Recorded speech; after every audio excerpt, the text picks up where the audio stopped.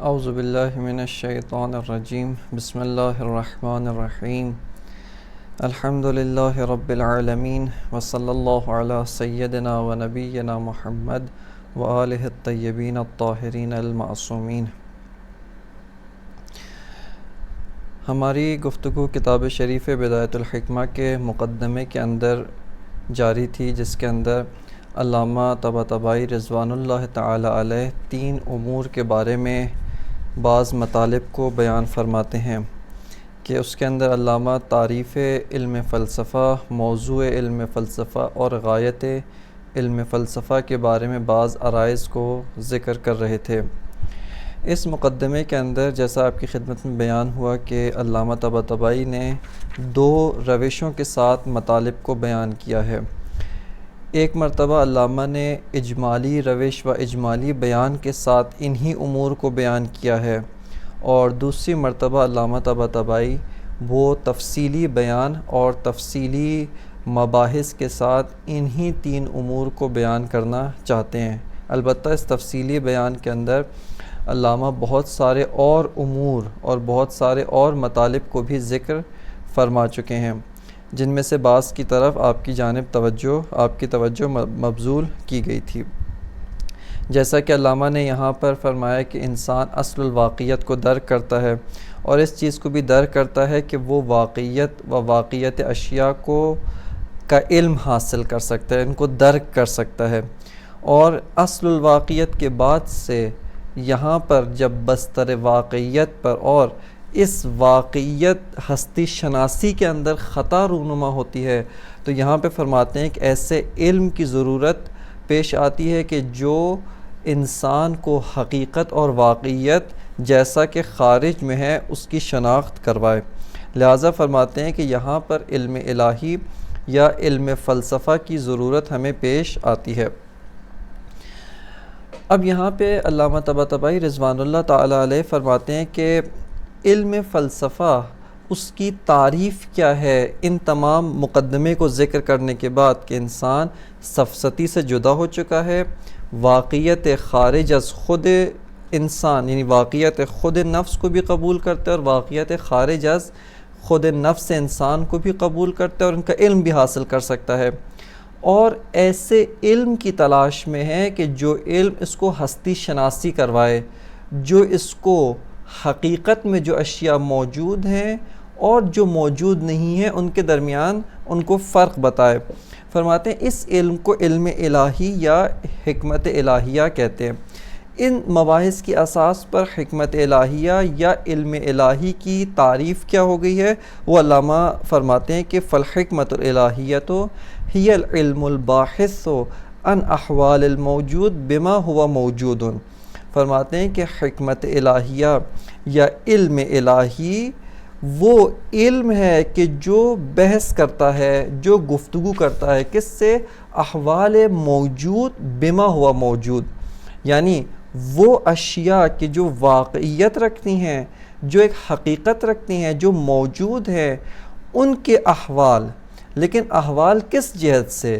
جس جہت سے وہ واقعیت رکھتی ہیں، جس جہت سے وہ اشیاء حقیقت ہیں، جس جہت سے وہ اشیاء موجود ہیں، اس جہت سے ان کے جو احوال اور ان کے جو عوارض ذاتیہ ہیں ان کی تعریف کرنا، ان کو بیان کرنا، یہ حکمت الہیہ یا علم الہی و فلسفہ الہی کی ذمہ داری و فلسفہ الہی کا کام ہے۔ یہاں پر چند امور جن کے بارے میں پہلے تذکر دیا تھا، لیکن تھوڑی اس مقام کے مطابق جس حد تک گفتگو کی ضرورت تھی وہ بیان نہیں ہوئی، ان کو یہاں پر ذکر کرنا وہ انتہائی ضروری ہے۔ ان میں سے ایک مطلب ہے موضوع علم فلسفہ۔ تعریف علم فلسفہ تو معلوم ہو گئی کہ وہ علم ہے کہ جو عوارض ذاتیہ ہے، موضوع فلسفہ یعنی موجود بما ہوا موجود سے بحث کرتا ہے۔ موضوع علم فلسفہ کیا ہے؟ موضوع علم فلسفہ وہ حقیقت ہے جس کو ہم نے خارج میں پایا ہے۔ جہاں پہ علامہ بیان تفصیلی شروع کرتے ہیں وہاں پہ کس طریقے سے وارد ہوتے ہیں؟ فرماتے ہیں کہ ایک انسان وہ اپنے نفس میں پاتا ہے کہ حقیقت ہوں، میں واقعیت ہوں، مجھ سے خارج میں اشیاء واقعیات ہیں، میں کسی شے کو طلب کرتا ہوں اس شے کو واقعیت سمجھتے ہوئے طلب کرتا ہوں. کسی شے سے فرار کر رہا ہوں چونکہ واقعیت نقصان دہ ہے، یعنی میں درک کرتا ہوں کہ میں بھی ایک حقیقت ہوں، وہ شے بھی ایک حقیقت ہے، اور اس شے کی حقیقت میری حقیقت کے لیے مضر ہے، نقصان دہ ہے، لہٰذا میں اس شے سے فرار کرتا ہوں. بس یہاں پہ فرماتے ہیں میں اپنے سے خارج اشیاء کی بھی حقیقت کو درک کرتا ہوں. اس کے علاوہ میں علم، خود یہ کہ علم حاصل کیا جا سکتا ہے، اشیاء کی حقائق کو درک کیا جا سکتا ہے، ان کو بھی میں درک کر رہا ہوں کہ علم ممکن ہے اور اشیاء کا علم حاصل کیا جا سکتا ہے. لہٰذا علامہ فرماتے ہیں کہ یہی واقعیت، یہی حقیقت، یہی جس کو ہم نے واقعیت و حقیقت جس سے ہم سفسطے سے جدا ہوتے ہیں، وہ صوفستی کا ادعا کیا تھا؟ سفسطی کا مدعا یہ ہوتا ہے کہ کوئی حقیقت نہیں ہے، یہ آپ کا توہم ہے، آپ کا گمان ہے، آپ سمجھ رہے حقیقت ہے، جبکہ حقیقت نام کی کوئی شے موجود نہیں ہے، آپ کا گمان ہے اور آپ کا توہم ہے. لیکن علامہ فرماتے ہیں ایسا نہیں ہے، حقائق موجود ہیں، اشیاء واقعیات موجود ہیں، یہی ان کی حقیقت، ان کی واقعیت، ان کی موجودیت، ان کا ہونا، ان کی ہستی، اس سے گفتگو کرنا یہ موضوع علم فلسفہ ہے، اور ان کے عوارض ذاتیہ کو بیان کرنا یہ خود علم فلسفہ ہے. بس علم فلسفہ کا موضوع حقیقت اشیاء، واقعیت اشیاء اور اشیاء کی موجودیت، ان کے جنبہ وجودی و جہت وجودی سے گفتگو اور بحث کرنا ہوتا ہے. لہٰذا فرماتے ان احوال الموجود بما ہوا موجود. یہاں پر ایک نقطہ جس کی جانب تذکر دینا ضروری ہے، چونکہ بعد میں جب انشاءاللہ تعالی ہم مرحلہ اولیٰ میں کلیات مباحث وجود میں وارد ہوں گے تو وہاں پر بعض ایسی مباحث اور بعض ایسے مطالب ذکر ہیں جس کی وجہ سے طالب علم یا مبتدی کا ذہن اس طرف جاتا ہے کہ علم فلسفہ کا موضوع حقیقت الوجود ہے یا مفہوم الوجود. چونکہ پہلا مطلب جیسے ہم کلیات مباحث وجود میں وارد ہوں گے وہاں پہ فی بداحت مفہوم الوجود آئے گا، اس کے بعد اشتراک معنوی مفہوم وجود کے بارے میں مباحث آئیں گی، یا زیادت وجود عن الماہیت.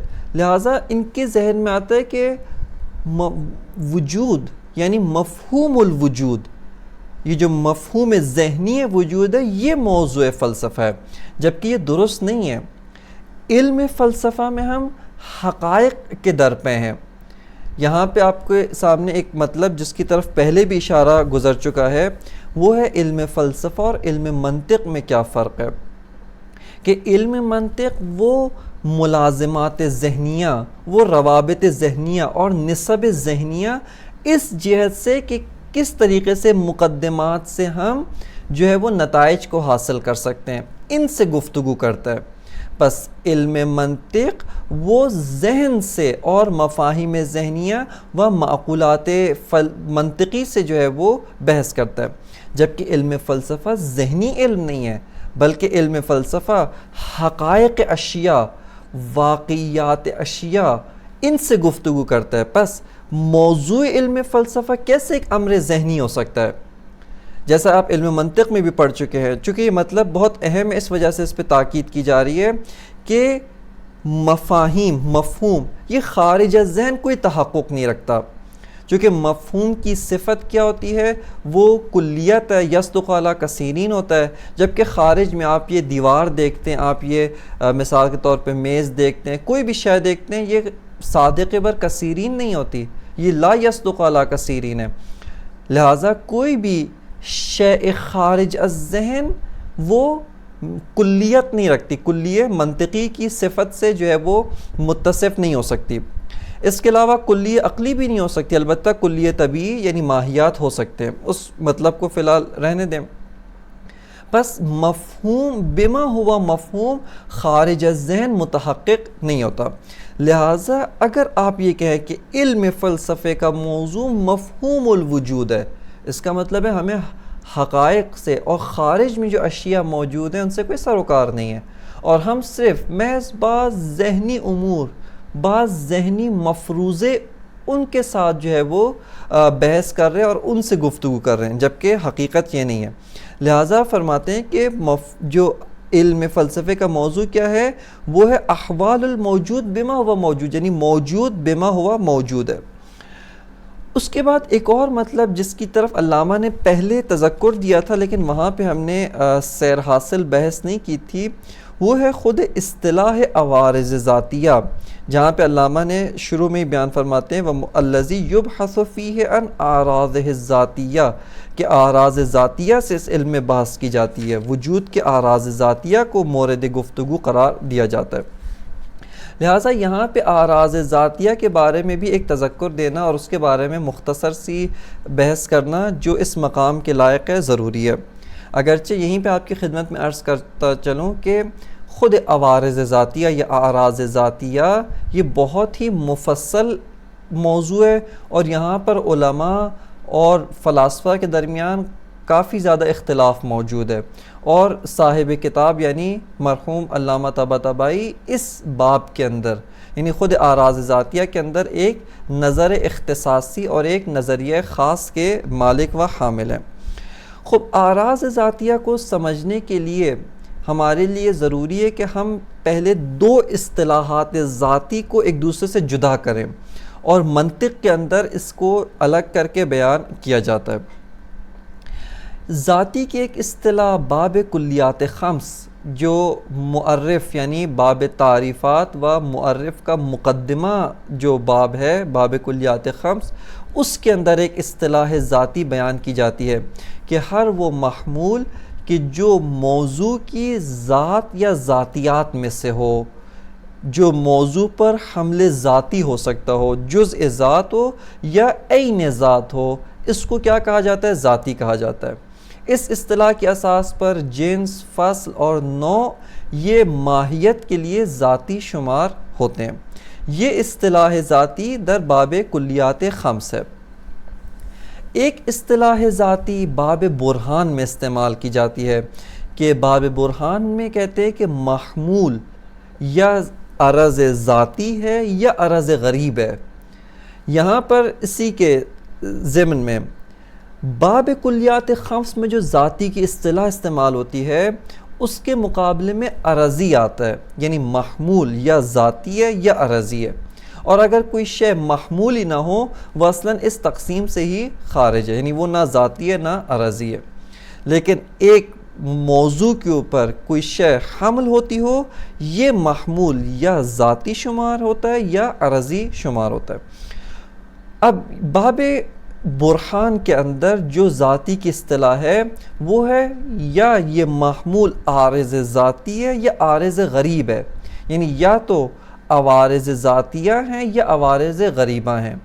پس علم جس کو کہا جاتا ہے کہ جس میں عوارض ذاتیہ موضوع سے بحث کی جاتی ہے، اس سے مراد باب برہان والی اصطلاح ہے، نہ کہ باب کلیات خمس کی اصطلاح، کیونکہ جیسا کہ آپ منطق کے اندر بھی دیکھ چکے ہیں کہ باب کلیات خمس میں سے جو عرضیات ہیں، بعض جیسے عرضی یا لازم ہوتا ہے یا مفارق، عرضی لازم یا بین ہوتا ہے یا غیر بین، عرضی لازم بین یا تو بین بمعنی الاخص ہوتا ہے یا بین بمعنی العام۔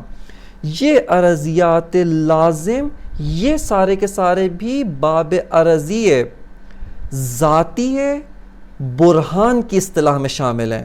یہ اس نقطے کی جانب دقت کرنا اور توجہ رکھنا ضروری ہے کہ جس کو ہم باب کلیات خمس میں عرضی لازم کہتے ہیں، در مقابلے عرضی مفارق، یہ عرضی لازم سارے کے سارے باب عوارض ذاتیہ باب برہان میں شامل ہیں۔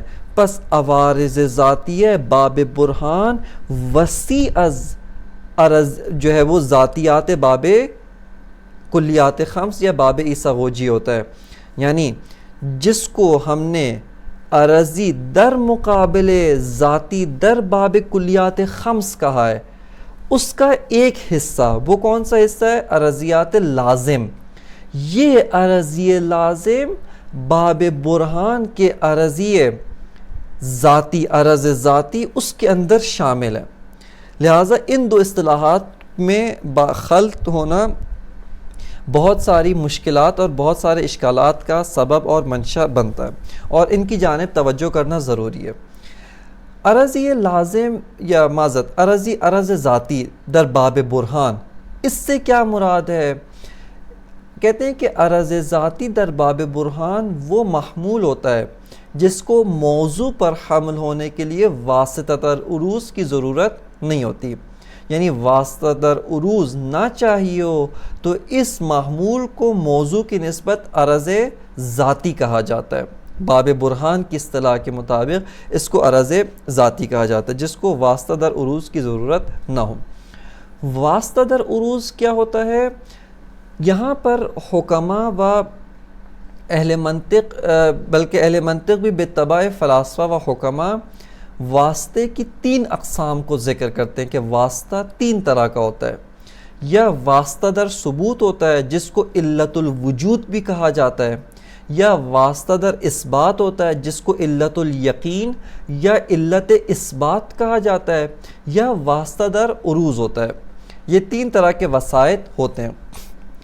واسطہ در ثبوت یعنی علت الوجود، جیسے ممکنات الوجود، آپ منطق کے اندر منطق مظفر میں بھی یہ قاعدہ ذکر کیا گیا تھا، اگرچہ یہ قاعدہ حقیقتاً فلسفی قاعدہ ہے، لیکن انہوں نے ایک مطلب میں استفادہ کرنے کے لیے فلسفے سے اس کو عاریتاً و استعارہ کے طور پہ لیا تھا، اور وہ یہ ہے کہ کل ممکن لہو علہ، ہر ممکن کے لیے علت ہونا ضروری ہے، یعنی ہر ممکن الوجود، وجود جس کا ذاتی نہ ہو، اس کو تحقق میں اور ہستی میں موجود ہونے کے لیے حتماً ایک علت کی ضرورت ہے۔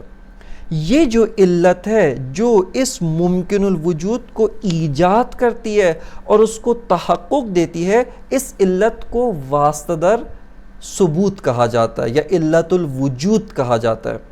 یہ واسطہ در ثبوت یعنی جو علت ایجاد و علت ثبوت اشیاء ہے، اس کو واسطہ در ثبوت کہا جاتا ہے۔ بس تمام ممکن الوجود محتاج علت ہیں، محتاج واسطہ در ثبوت ہوتے ہیں۔ یہ ایک مطلب، اس کو واسطہ در ثبوت کہتے ہیں۔ بس وہ حقیقت جو کوئی علت نہ رکھتی ہو، یعنی واسطہ در ثبوت نہیں چاہیے اور اس کو واسطہ در ثبوت سے مستغنی ہے، کہ ایسی ذات کو ذات واجب الوجود کہا جاتا ہے۔ یہ ایک مطلب، اور ایک نوع کا واسطہ یہ واسطہ در ثبوت ہے۔ ایک ہوتا ہے واسطہ در اثبات، جس سے باب برہان میں بحث کی جاتی ہے اور باب برہان میں اس کو بیان کیا جاتا ہے، اور وہ یہ ہے کہ ایک مطلب ہے، جیسا کہ قضایا کو تقسیم کرتے ہیں کہ قضایا یا بدیہی ہوتے ہیں یا نظری ہوتے ہیں۔ جو قضایا بدیہی ہیں ان کو دلیل اور ان کو واسطہ در اثبات کی ضرورت نہیں ہوتی، ان کو قیاس تشکیل دے کر ان کو اثبات کرنے کی ضرورت نہیں ہوتی، وہ بدیہی قضایا ہیں۔ لیکن جو نظری قضایا ہوتے ہیں ان کو واسطہ در اثبات یعنی ان کو دلیل کی ضرورت ہے، کہ ایک شخص سے مستدل استدلال کرنے والا آئے، مقدمات کو ترتیب دے، تاکہ ان مقدمات کو واسطہ بنا کر یہ نتیجہ جو ہے وہ ثابت ہو جائے۔ جیسا کہ مشہور ترین مثال جو دی جاتی ہے العالم حادث، یہ ایک نظری قضیہ ہے، ہم بغیر استدلال کے اس کو تصدیق نہیں کرتے اور اس کا یقین حاصل نہیں ہوتا۔ لہٰذا یہاں پر ہم مقدمات لاتے ہیں کہ العالم متغیر، ہم اس عالم کے اندر، عالم کون و فساد کے اندر تغیر دیکھتے ہیں کہ تغیر بدیہی ہے۔ وَكُلُّ مُتَغَيِّرٍ حادث، اور ہم یہ دیکھتے ہیں کہ ہر جو متغیر ہوتا ہے وہ حادث ہوتا ہے۔ پس نتیجہ کیا نکلا؟ فالعالم حادث، عالم بھی کیا ہے؟ حادث ہے۔ لہٰذا آپ نے یہاں پر یہ جو 2 مقدمات ہیں یا حد وسط ہے، جو حد وسط تغیر ہے، اس تغیر کو واسطہ بنا کر ایک ایسا مطلب جو مطلب بدیہی نہیں ہے، اس مطلب کے اوپر یقین حاصل کرنے کے لیے اس کو مقدمہ و واسطہ قرار دیا ہے، کہ اس کو واسطہ در اثبات یا واسطہ در علم یا علت العلم بھی کہا جاتا ہے، یا علت الیقین بھی کہا جاتا ہے، کیونکہ یہ حد وسط اس نتیجے پر یقین بمعنی الاخص حاصل ہونے کے لیے واسطہ اور ذریعہ ہوتا ہے۔ ایک واسطہ کی جو سوم یعنی تیسری جو قسم ہے وہ واسطہ در عروض ہے، اور واسطہ در عروض کا معنی یہ ہوتا ہے کہ ایک محمول ہے جو موضوع کے اوپر عارض ہونا چاہتا ہے۔ اگر یہ محمول اس موضوع پہ عارض ہونے کے لیے کسی واسطے کا محتاج ہے تو اس صورت میں کہتے ہیں کہ یہاں پہ واسطہ در عروض چاہیے۔ لیکن اگر محمول کو موضوع کے اوپر عارض ہونے کے لیے کسی واسطے کی ضرورت نہ ہو بلکہ محمول اس موضوع کا ذاتی ہو، اس صورت میں اس کو عوارض ذاتیہ کہتے ہیں، یعنی محمول اس موضوع کے اوپر عارض ہونے کے لیے کسی بھی واسطے کا محتاج نہیں ہے۔ سادہ سی مثال آپ کی خدمت میں عرض کروں، یہ میز اگر گیلی ہو جائے یعنی مرطوب ہو جائے، رطوبت ہو، اس پہ گیلاپن ہو، آپ فوراً سوال کرتے ہیں کہ یہ میز کیوں گیلی ہوئی؟ بس معلوم ہوگا یا تو اس پہ پانی گرا ہے یا شربت گرا ہے یا کوئی اور مائعات میں سے کوئی شے گری ہے جس کی وجہ سے یہ میز گیلی ہو گئی ہے۔ بس یہاں پہ میز کے گیلے ہونے کے لیے ایک واسطے کی ضرورت ہے، یعنی میز پہ آپ یہ حمل کرنا چاہتے ہیں کہ یہ میز گیلی ہے، یہاں پہ ایک واسطے کی ضرورت ہے، اور وہ کیا ہے؟ پانی۔ لیکن ہم یہی سوال آپ سے پانی کے بارے میں کرتے ہیں، پانی کیوں مرطوب ہے، پانی کیوں گیلا ہے؟ آپ کہیں گے اس کا ذاتی ہے، یعنی اس گیلا پن کو موضوع کے اوپر حمل ہونے کے لیے کسی اور واسطے کی ضرورت نہیں ہے، بلکہ آپ قضیہ بنا سکتے ہیں الماء مائع یا الماء مرطوب، آپ براہ راست قضیہ بنا سکتے ہیں کہ یہ قضیہ کسی بھی واسطے کا محتاج نہیں ہے۔ بس وہ محمول کہ جو بغیر کسی واسطے کے موضوع کے اوپر حمل ہو جائے، اس کو واسطہ، اس محمول کو محمول ذاتی یا عرض ذاتی کہا جاتا ہے، اور عوارض ذاتیہ در باب برہان ان میں مراد بھی یہی اسی قسم کے جو عوارض ہوتے ہیں وہ مراد ہوتی ہے۔ ایک فلسفی مثال آپ کی خدمت میں عرض کروں، اور اس کے بعد جیسا یہ مثال اس لیے عرض کر رہا ہوں چونکہ بعد میں اس مثال سے ہمیں سروکار ہے، اس کی حقیقت میں اس کی تبیین انشاءاللہ تعالی باب اصالت الوجود، جہاں پہ ہم فصل اصالت الوجود کے بارے میں بحث کریں گے، وہاں پہ یہ مطلب ثابت ہوگا۔ اور وہ یہ کہ ماہیت بھی خارج میں موجود ہے، ماہیات اشیاء، اور وجود بھی خارج میں موجود ہے، لیکن آپ ذات ماہیت کو دیکھتے ہیں، ماہیت من حیث ہیہ ہوتی ہے، اور وجود اس کے اوپر عارض ہونے کے لیے، اس کے اوپر حمل ہونے کے لیے ذات ماہیت کافی نہیں ہے، بلکہ ماہیت کو حتماً ایک واسطے کی ضرورت ہوتی ہے، ایک واسطہ در عروض چاہیے کہ جس واسطے کی وجہ سے یہ ماہیت اس کے اوپر وجود جو ہے وہ حمل ہو سکتا ہے، لیکن خود وجود کے اوپر وجود حمل ہونے کے لیے کسی واسطے کی ضرورت نہیں ہے۔ لہٰذا کہتے ہیں کہ یہاں پر واسطہ در عروض کی ضرورت نہیں ہے، اور یہ عوارض ذاتیہ ہے وجود میں سے۔ بس فرماتے ہیں کہ یہ جو احوال الموجود بما هو موجود، یعنی احوال سے مراد وہی عوارض ذاتیہ وجود ہیں۔ اس کے بعد علامہ طباطبائی رضوان اللہ تعالی علیہ اس کے بعد سے مختلف جو اصطلاحات فلسفہ ہیں، جو اسامی علم فلسفہ، یعنی علم فلسفہ کے مختلف نام ہیں، مختلف اسماء ہیں، ان اسامی میں سے بعض کو یہاں پر ذکر فرماتے ہیں۔ ان میں سے دو اسامی علامہ نے ذکر کیے، بقیہ بعض اسامی جو علماء و اساتید و بزرگان ذکر کرتے ہیں وہ انشاءاللہ آپ کی خدمت میں ہم ذکر کرتے ہیں۔ ان میں سے ایک جو نام تھا وہ ہے الحکمت الالہیہ، جس کو علامہ نے سب سے پہلے کہا فالحکمت الالہیہ ہی العلم الباحث عن احوال الموجود بما هو موجود، کہ فلسفے کا ایک نام کیا ہے؟ حکمت الہیہ۔ کیوں فلسفے کو حکمت الہیہ کہا جاتا ہے؟ اس کے بارے میں ایک حوالہ آپ کی خدمت میں عرض کروں کہ انشاءاللہ تعالی دوستان تحقیق کریں اور جا کر ضرور ان حوالہ جات کو نگاہ کریں۔ شہید مطہری رضوان اللہ تعالی علیہ نے شرح مبسوط منظومہ جو 2 جلدی ہے اور جدید چاپ ہے اس کی، یعنی جدید ترین اس کے جو طباعت ہے، اس کے مطابق صفحہ 17 اور 18 پہ علامہ شہید مطہری نے حکمت الہیہ کا جو عنوان ہے اس کی وضاحت کی ہے۔ اس پہ بعض نے اشکال کیا، شہید نے اشکال کا جواب دیا، یہ وہاں پہ شہید نے اپنا نقطہ نظر بیان کیا۔ یہ ایک منبع۔ ایک اور منبع اسی عنوان کے بارے میں شیخ الرئیس بو علی سینا الہیات شفا صفحہ 32 پر انہوں نے اس مطلب کی وضاحت کی کہ یہاں پہ ہم اسی کو ذکر کر رہے ہیں، اور وہ یہ ہے، فرماتے ہیں کہ کیوں علم فلسفہ کو حکمت الہیہ کہا جاتا ہے؟ فرماتے ہیں کہ جو علم فلسفہ ہے اس کی بعض اغراض ہے، اور علم فلسفہ میں اشیاء کا جس جہت سے مطالعہ کیا جاتا ہے یہ خاص جہت سے مطالعہ کیا جاتا ہے، جبکہ جو علم فلسفہ کی قسیم جو دیگر علوم تھے، ایک علم حکمت عملی تھا جو اصلاً حکمت نظری کے دائرے سے خارج ہے، اور حکمت نظری کے اندر رہتے ہوئے کہ اصطلاحات پہلے آپ کی خدمت میں مکمل وضاحت کے ساتھ بیان ہو چکی ہیں اور انہی سے ہم استفادہ کر رہے ہیں کہ حکمت نظری میں ایک علم طبیعی ہے اور ایک علم ریاضی۔ علم طبیعیات یا علم ریاضیات میں جس جہت سے اشیاء کا مطالعہ کیا جاتا ہے وہ اثبات الہ یا انکار الہ کے اوپر منجر نہیں ہوتے، یعنی آپ اس شے کا طبیعی جہت سے مطالعہ کریں۔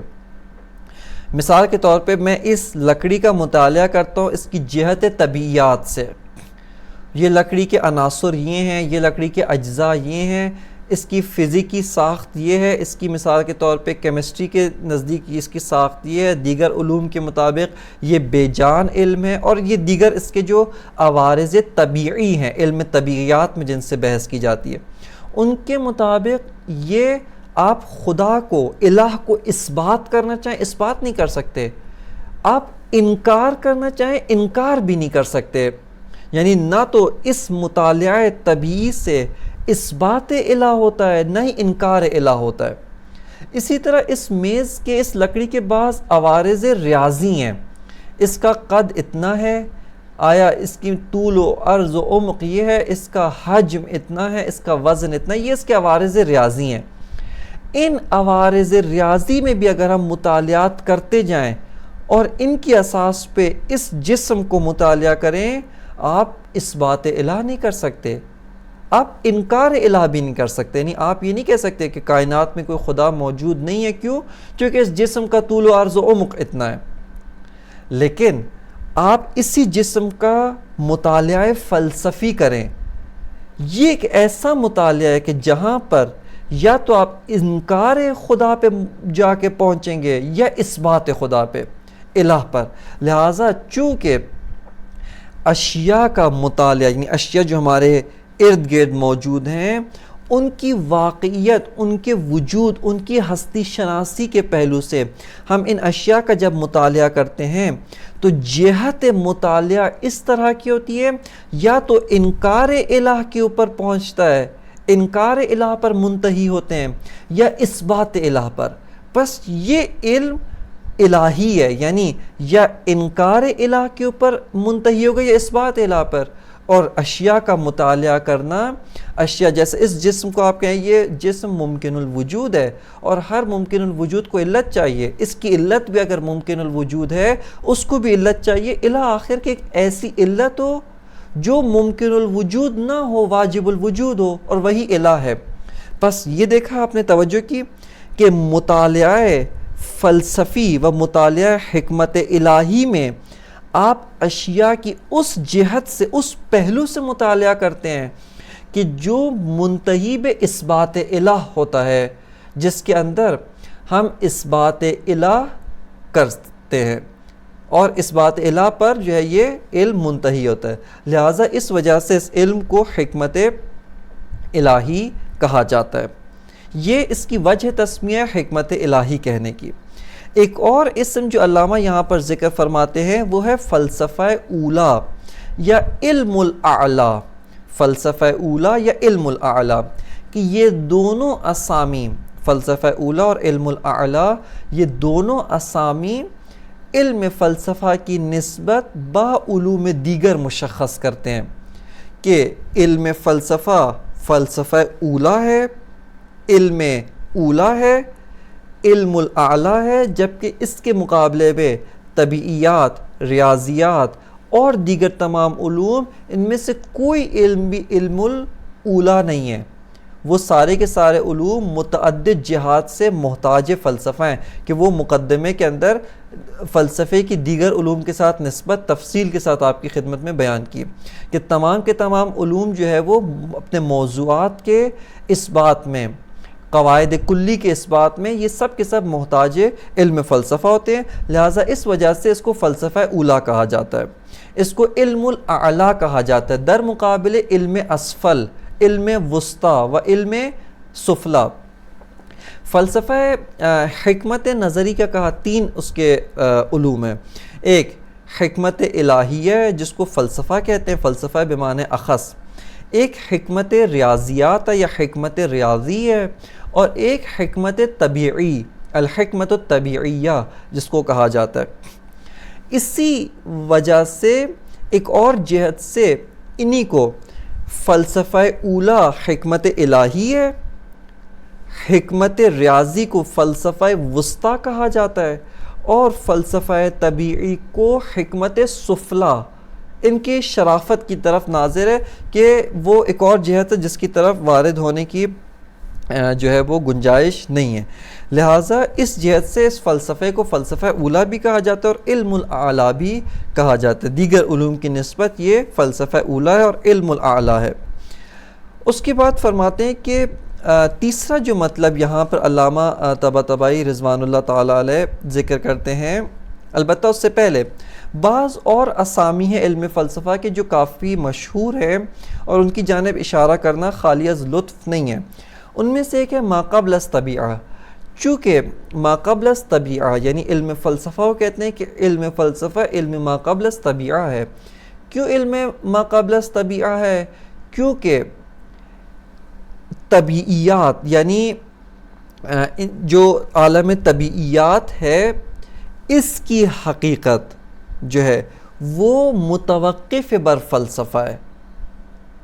توجہ کریں، اس کی جو حقیقت ہے وہ متوقف بر فلسفہ ہے، جبکہ فلسفے کی حقیقت متوقف بر طبیعیات نہیں ہے۔ لہٰذا اس وجہ سے اس کو وہ ماورائے مادہ، ماورائے طبیعہ یا علم ما قبل الطبیعہ کہا جاتا ہے۔ علم ما بعد الطبیعہ کیوں کہا جاتا ہے؟ اس کی ایک اور جہت، یعنی اسی علم کو، علم فلسفے کو ایک لحاظ سے ہم کہتے ہیں علم ما قبل الطبیعہ، ایک اور جہت سے اس کو کہہ رہے علم ما بعد الطبیعہ۔ کیوں علم ما بعد الطبیعہ کہا جاتا ہے؟ یہ بھی اسامی ہے کہ اسامی کے اندر کوئی مناقشہ یا کوئی جسے کہا جاتا ہے نزاع نہیں کیا جاتا، اس کی وجہ تسمیہ ہوتی ہے کہ کیوں یہ اسامی پڑھے۔ علم ما قبل الطبیعہ کی وجہ تسمیہ آپ کی خدمت میں عرض کی کہ حقیقت علم فلسفہ وہ طبیعیات کے اوپر متوقف نہیں ہے، لیکن طبیعیات کی حقیقت جو ہے وہ اس کے اوپر متوقف ہے، پس رتبے میں یہ علم فلسفہ قبل از علم طبیعیات ہے، لہٰذا اس کو علم ما قبل از طبیعہ کہا جاتا ہے۔ علم ما بعد الطبیعہ کیوں کہ اس کا نام پڑا؟ چونکہ معلم اول جناب ارسطو نے جو فلسفے کی کتاب لکھی تھی اس کے اندر طبیعیات کی بحث کو انہوں نے پہلے ذکر کیا تھا، یعنی ترتیب تدوینی کے لحاظ سے جب مطالب کو تدوین کیا پہلے طبیعیات کی بحث کو ذکر کیا پھر فلسفہ کو، لہٰذا ترتیب اس کا نام علم ما بعد الطبیعہ، چونکہ ترتیب تدوینی ارسطو کے مطابق طبیعیات پہلے تھے، فلسفہ بعد از طبیعیات ہے، لہٰذا اس کا ایک نام ما بعد الطبیعہ پڑ گیا۔ ایک اور جو وجہ تسمیہ اس کی ذکر کی جاتی ہے وہ یہ ہے کہ انسان جب اس کے حواس ادراکی فعال ہوتے ہیں، قوہ سامعہ، باصرہ، شامہ اور اس طرح کے دیگر قوہ، یا چاہے قوہ ظاہری ہوں یا باطنی ہوں، یہ قوہ پہلے جس چیز سے روبرو ہوتے ہیں وہ مادیات ہے، یعنی یہ جو قوہ ہوتے ہیں وہ طبیعیات، وہ مادیات، امور جسمانی، امور مادی کو درک کرتے ہیں۔ میں آنکھوں کے ذریعے، جو آنکھیں ہیں ان کے ذریعے میز کو درک کر رہا ہوں، میں ان آنکھوں کے ذریعے مادی امور، دیوار کو اور دیگر چیزوں کو درک کرتا ہوں۔ لہٰذا انسان کا جو پہلا حشر و نشر ہوتا ہے، پہلا جو اس کا تعلق ہوتا ہے وہ امور مادیات، امور طبیعیات کے ساتھ ہوتا ہے۔ اس کے بعد عقل انسان ایک خاص مرحلے میں فعال ہوتی ہے، تو وہ غور کرتا ہے کہ یہ اشیاء کیسے وجود میں آئیں، ان کو کس نے ایجاد کیا، ان کی علت کیا ہے، کون، یہ سوالات عقلی ہیں کہ چونکہ ادراکی لحاظ سے انسان کے حواس اس کی عقل سے پہلے فعال ہوتے ہیں۔ انسان کے حواس وہ اشیاء کو درک پہلے کرتے ہیں، بعد میں ایک خاص مرحلے میں، جس کو ظاہراً ہمارے حکماء کہتے ہیں کہ مرحلہ بلوغت، اس کے نزدیک انسان کی عقل جو ہے وہ فعال ہوتی ہے، وہ سوالات پوچھنے لگتا ہے۔ لہٰذا ترتیب ادراکی کے لحاظ سے طبیعیات قبل از مرحلہ ماوراء طبیعت ہوتا ہے، لہٰذا اس وجہ سے اس کو مابعد از طبیعہ کہا جاتا ہے۔ کیوں؟ ادراکی لحاظ سے انسان پہلے عالم جسم و جسمانیات سے آشنا ہوتا ہے، اور پھر وہ مطلق ہستی جو ماوراء مادہ ہے، مافوق مادہ ہے، اس کی جانب جو ہے وہ متوجہ ہوتا ہے۔ اس کے بعد تیسرا مطلب جو علامہ طباطبائی رضوان اللہ تعالی علیہ یہاں پر ذکر فرماتے ہیں، وہ ہے غایت علم فلسفہ۔ علامہ فرماتے ہیں کہ علم فلسفہ کی جو غایت ہے، وہ غایت یہ ہے، جیسا پہلا بھی ذکر کیا علامہ نے، کہ موجودات کو غیر موجودات سے ہم تمیز دے سکیں، فرق کر سکیں، اور جو اشیاء واقعاً موجود نہیں ہیں ان میں اور جو اشیاء واقعاً موجود ہیں ان میں فرق ڈال سکیں۔ یہ علم فلسفہ کی غایت اور علم فلسفہ کا مقصد و غرض ہے۔ یہاں پر ایک مطلب جس کی جانب توجہ کرنا ضروری ہے، اور وہ یہ ہے کہ علم فلسفہ و تحصیل علم فلسفہ کے دو غرض ہو سکتے ہیں، کلی طور پہ دو غرض ہو سکتے ہیں۔ یا کوئی بھی کام ہو، کوئی بھی فعل ہو، اس فعل کے دو اغراض ہو سکتے ہیں۔ ایک غرض شخصی ہوتا ہے کہ جو اس فعل کو براہ راست جو شخص انجام دے رہا ہوتا ہے، اس کے ذہن میں ایک غرض ہے، جس غرض کی وجہ سے وہ یہ فعل، وہ یہ کام انجام دیتا ہے۔ اگر اس کے مد نظر یہ غرض نہ ہو، یہ مقصد نہ ہو، یہ مطلوب اور مقصود نہ ہو، وہ کبھی بھی اس فعل کو، اس کام کو انجام نہیں دے گا۔ یہ غرض شخصی ہوتا ہے۔ لیکن ایک دفعہ ہم غور کرتے ہیں، یہ فعل یہ انسان انجام دے رہا ہے، یہ انسان متعدد انسان ایک فعل کو انجام دے رہے ہیں، لیکن بعلاوہ غرض شخصی کی جو مختلف ہو، اس کام سے ایک اور غرض ہے، دوسری غرض، تیسری غرض، اس شخص کی الگ غرض ہے، لیکن ان میں ایک غرض مشترکہ ہے، یعنی ایک غرض ایسی ہے کہ اسی فعل سے ان سب کی غرض مشترک موجود ہے، اس کو کہتے ہیں غرض نوعی۔ آپ کی خدمت میں ایک مثال عرض کرتا ہوں۔ آپ دیکھتے ہیں کہ مثال کے طور پہ ایک انسان پیاسا ہے، اور پیاس کی وجہ سے ظاہراً مرنے والا ہے، یا مثال کی وجہ پیاس کی وجہ سے جو ہے وہ شدید نڈھال ہو چکا ہے۔ اس کے پاس وہ چند لوگوں سے پانی مانگتا ہے، وہ مثال کے طور پہ کہتا ہے کہ مجھے پانی پلاؤ۔ ایک آدمی جاتا ہے پانی پلا دیتا ہے، دوسرا جاتا ہے پانی پلاتا ہے، تیسرا جاتا ہے، یہ چندین لوگ سب کے سب پانی لے کر بڑھتے ہیں۔ بس پانی پلانا ان کا فعل ہے، اور چند افراد ایک فعل انجام دے رہے ہیں۔ پہلا انسان وہ اس لیے پانی پلاتا ہے کہ میری شہرت ہوگی، لوگ کہیں گے کتنا ایثارگر ہے، دوسروں کے لیے مثال کے طور پہ پانی پلاتا ہے، بہت جو ہے وہ ثواب کمانے والا، اس کی غرض شہرت ہے، یہ غرض شخصی ہے۔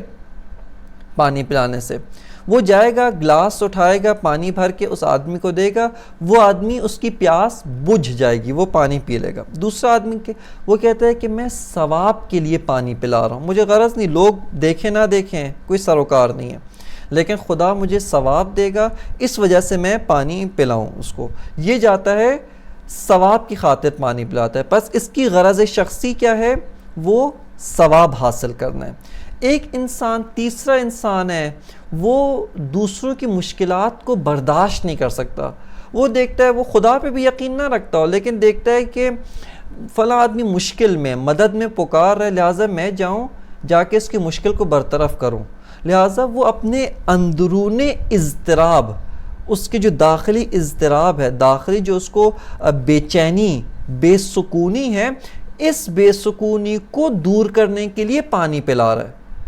اگر اس سے کہا جائے کوئی ثواب نہیں ہو، کہ ثواب نہ پیو، لیکن میں اپنی اس بے چینی کو دور کرنے کے لیے پانی پلا رہا ہوں. بس اس کی جو غرض شخصی ہے وہ پہلے دونوں کی غرض شخصی سے مختلف ہے. چوتھا انسان ہے وہ للہ فی اللہ پانی پلا رہا ہے کہ اصل خدا ثواب نہ بھی دے، مجھے خوشنودی خدا چاہیے، میں اس بندے کو پانی پلاتا ہوں قربتاً الی اللہ. بس اس کی بھی غرض شخصی جو ہے وہ فرق کرتی ہے. بس آپ نے دیکھا ان سب کی اغراض شخصیہ الگ الگ ہیں، لیکن ان اغراض شخصیہ کو حاصل کرنے کے لیے ایک غرض قریب ہے جس کو غرض نوعی کہا جاتا ہے. اس کو سب کو حاصل کرنا ضروری ہے، اور وہ کیا ہے کہ یہ سب کے سب قصد کریں، ارادہ کریں، گلاس لیں، پانی لیں اور اس بندے تک پہنچائیں اور اس کی پیاس بجھ جائے، اس کو اس مشکل، اس تکلیف سے نجات دیں. یہ سب کو کرنا ہے. اس کے بغیر نہ شخص اول اپنی غرض شخصی تک پہنچے گا، نہ شخص دوم اپنی غرض شخصی، نہ شخص سوم، نہ شخص چہارم. یعنی افراد مختلف اس غرض نوعی کے بغیر اپنی اغراض شخصیہ تک نہیں پہنچ سکتے. لہٰذا یہ غرض نوعی ہے اور وہ سب میں جو ہے مشترک ہے، یعنی اس کے بغیر اغراض شخصیہ بھی حاصل نہیں ہو سکتی ہے. لہٰذا آپ نے مشاہدہ کیا کہ غرض اور غایت، ہدف اور مقصد، یہ بھی دو طرح کا ہوتا ہے. ایک مرتبہ ہدف شخصی ہے یا ہدف نوعی ہے یا ہدف جو ہے قریب ہے. آپ اس کو ہدف قریب بھی کہیں، اگرچہ اصطلاح کے لحاظ سے اس کو ہدف نوعی کہا جاتا ہے. یہاں پہ علامہ طباطبائی رضوان اللہ جس غرض کو بیان کرے علم فلسفہ، یعنی علم فلسفہ پڑھنے و تحصیل علم فلسفہ کی غرض کیا ہے؟ فرماتے ہیں کہ آپ جو موجود فی الواقع ہے، جو واقعیت میں موجود ہے، اس کو غیر موجود فی الواقع، یعنی جو واقعیت اور حقیقت و ہستی کے لحاظ سے موجود نہیں ہے، اس سے جدا کر سکتے ہیں، اس سے تمیز دے سکتے ہیں، ان میں فرق ڈال سکتے ہیں. لہٰذا علامہ فرماتے ہیں کہ یہ علم فلسفہ کی غرض نوعی ہے، یہ علم فلسفہ کی غرض شخصی نہیں ہے. اسی مثال میں آئے غرض نوعی اور غرض شخصی کو جدا کریں. ایک آدمی علم فلسفہ پڑھتا ہے تاکہ لوگ اس کو عالم کہیں، جیسا کہ وہ روایت آپ کی خدمت میں پیش کی جو کتاب اصول کافی کے اندر تھا، تاکہ لوگ اس کی واہ واہ کریں، لوگ اس کے چرچے ہوں. یہ غرض شخصی، اس شخص کی غرض کیا؟ شہرت ہے. ایک اور آدمی علم فلسفہ پڑھتا ہے تاکہ یونیورسٹی کے اندر جا کے فلسفہ پڑھا سکے اور اس کو پیسے ملے، جاب مل سکے. بس اس کی جو غرض شخصی از علم فلسفہ ہے وہ جاب اور پیسے ہیں. ایک اور انسان کی غرض شخصی کچھ اور اس طرح سے. لیکن ایک دفعہ ایک انسان علم فلسفہ پڑھتا ہے قربتاً الی اللہ، تاکہ میری معرفت میں اضافہ ہو اور میں حق تعالی واجب الوجود کی معرفت حاصل کر سکوں. لہٰذا اس کی جو غرض شخصی ہے وہ قربتاً الی اللہ ہے. لیکن یہ جتنے افراد ہیں، اگرچہ ان سب کی اغراض شخصیہ مختلف ہیں، لیکن ایک غرض نوعی ہے جس کو جب تک یہ حاصل نہ کریں اس وقت تک اپنے اغراض شخصیہ کو حاصل نہیں کر سکتے. اور وہ غرض نوعی کیا ہے؟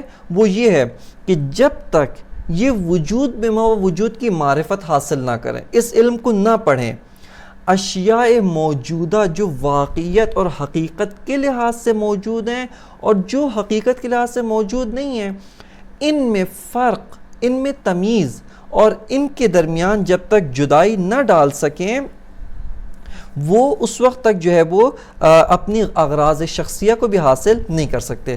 بس علامہ فرما رہے علم فلسفہ کی غرض شخصی سے مجھے سروکار نہیں ہے، وہ ہر انسان کی اپنی غرض. علم فلسفہ کی غرض نوعی کیا ہے؟ وہ واقعیت کو غیر واقعیت سے تمیز دینا، جدا کرنا، وہ موجودات کو غیر موجودات سے جدا کرنا، اور بالخصوص ان اشیاء کی علل، ان کی جو علت ہستی بخش ہے، ان کی جو علت مفیز وجود کی انشاءاللہ ساری اصطلاحات روشن ہوں گی، اس کی جو علت ہے، جو واسطہ در ثبوت ہے، علت الوجود ہے، اس علت سے آشنا کروانا، بالخصوص جو علل کا سلسلہ منتہی ہوتا ہے واجب الوجود کے اوپر۔ لہٰذا علامہ فرماتے ہیں کہ واجب الوجود کی معرفت، حق تعالیٰ کی معرفت، وہ جو ہے وہ اس علم کی غایت نوعی و اس علم کے ہدف نوعی ہے۔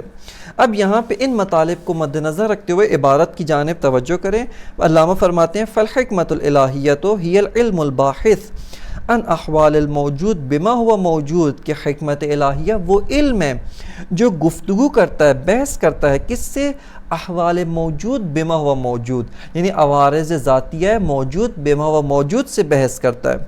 وَيُسَمَّ أَيْضًا الْفَلْسَفَةَ الْأُولَى وَالْعِلْمَ الْأَعْلَى، فرماتے ہیں کہ اس کو فلسفہ اولیٰ اور علم اعلیٰ بھی کہا جاتا ہے، کہ ان کی وجہ تسمیہ آپ کی خدمت میں عرض ہوا کہ فلسفہ اولیٰ و علم اعلیٰ بالنسبت الی علوم دیگر اس کو کہا جاتا ہے۔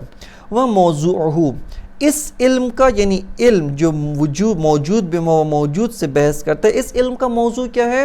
وَمَوْضُوعُهُ الموجود بما ہوا موجود، یعنی موجود بما ہوا موجود اس علم کا موضوع ہے، نہ مفہوم الوجود، نہ دیگر اشیاء، بلکہ واقعیت، حقیقت، جس کے ذریعے ہم سفسطے سے جدا ہوئے۔ تیسرا مطلب وغایتہ، اس علم کی غایت کیا ہے، اس علم کا ہدف کیا ہے، اس علم کا غرض نوعی کیا ہے؟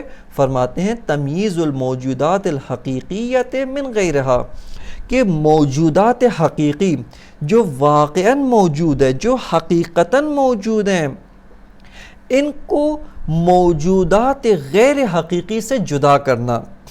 من غیرہا یعنی من غیر الموجودات الحقیقی، ان موجودات حقیقیہ کو آپ موجودات غیر حقیقی یعنی غیر موجودات سے، جو اصلا موجود ہی نہیں ہے، ہمارے توہم نے ان کو کہا یہ موجود ہے۔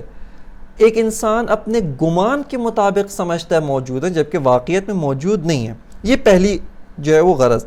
وَمَعْرِفَةُ الْعِلَلِ الْعَالِيَّةِ لِلْوُجُود، اور وجود کی جو علل عالیہ ہیں، وجود کی جو علت ہستی بخش ہیں، جو علل مفیز وجود ہے، ان کی معرفت۔ وبالاخص العلت الاولیٰ التي الیہا تنتہی سلسلۃ الموجودات، فرماتے ہیں کہ بالخصوص علت اولیٰ واجب الوجود بالذات، کہ جس کے اوپر جا کر تمام موجودات کا سلسلہ منتہی ہو جاتا ہے۔ لہٰذا فرماتے ہیں اس کی معرفت حاصل کرنا بھی علم فلسفہ کی غرض ہے۔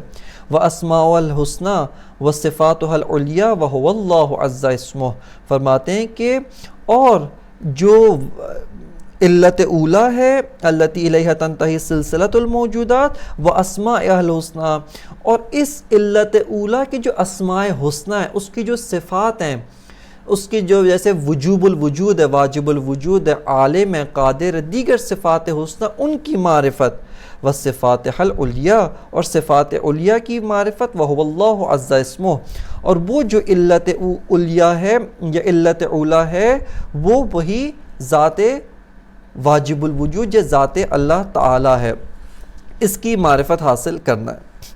یہ یہاں پہ ہمارا مقدمہ ختم ہوتا ہے، لیکن یہ جو آخری مطلب علامہ طباطبائی نے ذکر کیا ہے، اس مطلب کے متعلق بعض سوالات یہاں پہ اٹھا کے انشاءاللہ درس بعدی میں ان سوالات کو مختصر جواب دے کر، تاکہ ہم اس مقدمے کی سطح دوم جو سطح عمیقی مباحث ہے ان کی جانب بھی توجہ کریں، اور پھر انشاءاللہ مرحلہ اولیٰ میں وارد ہوں گے۔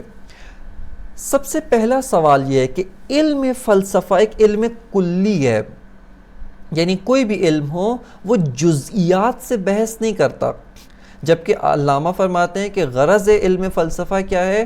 وہ یہ ہے کہ واجب الوجود اللہ تعالیٰ کی ذات، اس کی معرفت حاصل کرنا ہے۔ لہٰذا آپ نے کیوں یہاں پر فرمایا کہ ایک جزئی، ایک شخص ایک اس کی وہ تو علم کے دائرے سے خارج ہوتا ہے. بس سوال یہاں پہ یہ ہے کہ آیا علم فلسفہ میں جزئیات سے بھی گفتگو کریں گے؟ تمام جزئیات، اس میز کی حقیقت، اس گلدان کی حقیقت، اس دیوار کی حقیقت، ان کتابوں کی حقیقت، اس ایک ایک جزئی سے آپ بحث کریں گے؟ اگر ایک ایک جزئی سے آپ بحث نہیں کریں گے بلکہ ان جزئیات کے بارے میں قواعد کلی، قواعد عامہ کو بیان کریں گے، تو کیوں خداوند متعال اگرچہ علت العلل ہے، کیوں ایک شخص ایک جزئی سے علم فلسفہ میں بحث کی جائے گی؟ یہ ایک سوال. دوسرا سوال جو اساسی اور اہم ترین سوال ہے، اور وہ یہ ہے، ابھی تو آغاز فلسفہ میں ہے، ابھی تو آپ نے واجب الوجود کو اثبات ہی نہیں کیا، پھر آپ کیسے کہہ رہے ہیں کہ ہمارا غرض ہے؟ نہیں، دیکھیں، شروع فلسفہ میں واجب الوجود اثبات شدہ نہیں ہے ابھی، بلکہ آگے جا کے واجب الوجود کو اثبات کریں گے. خب شروع فلسفہ میں جب کہ ابھی واجب الوجود کو آپ نے اثبات نہیں کیا، آپ کس طریقے سے علم فلسفہ کی غرض، علم فلسفہ کی غایت، ایک ایسی غایت و ایک ایسے غرض و ایک ایسے ہدف کو قرار دے سکتے ہیں کہ جو ہدف ابھی ہمارے لیے مجہول ہے، جو غرض ابھی ہمارے لیے معلوم نہیں ہے، ہمارے لیے اثبات شدہ نہیں ہے؟ پس کس طریقے سے آپ اس کو جو ہے وہ ہدف قرار دے سکتے ہیں؟ ان دو سوالات کو انشاءاللہ تعالی جلسہ بعدی، یعنی درس بعدی کے شروع میں مختصر سا ان کے بارے میں دیکھا جائے گا، اور اس کے بعد ہم وہ مرحلہ اولا فی کلیات مباحث الوجود میں وارد ہوں گے. وصلی اللہ علی سیدنا و نبینا محمد و آلہ الطیبین الطاہرین.